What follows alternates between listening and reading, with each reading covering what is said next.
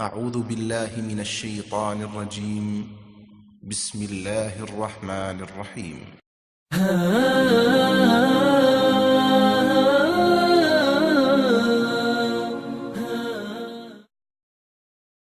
اللہ اکبر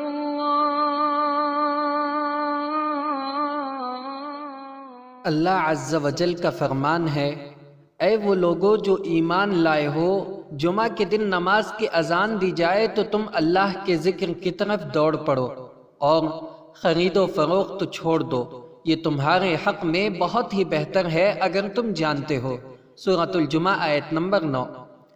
جمعہ کا دن سب سے بہترین دن ہے جس پر سورج طلوع ہوتا ہے۔ اسی دن آدم علیہ السلام پیدا کیے گئے، اسی دن جنت میں داخل کیے گئے اور اسی دن نکالے گئے۔ یہ ایسا دن ہے کہ جسے اللہ عز و جل نے اس امت کو خاص طور سے عطا فرمایا ہے اور اس کی طرف رہنمائی کی ہے۔ اس میں ایک گھڑی ایسی آتی ہے جس میں اگر کوئی مسلمان بندہ کھڑے ہو کر نماز پڑھ رہا ہو اور اللہ سے کوئی خیر طلب کرے تو اللہ اس کو ضرور عطا فرماتا ہے۔ صحیح بخاری حدیث نمبر 935۔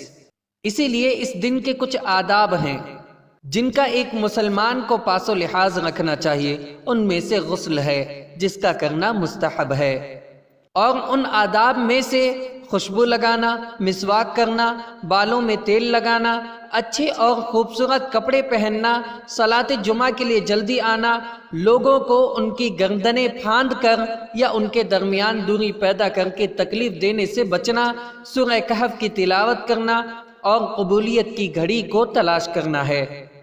اور قبولیت کی گھڑی کب ہے، اس کے متعلق دو اقوال زیادہ راجح ہیں۔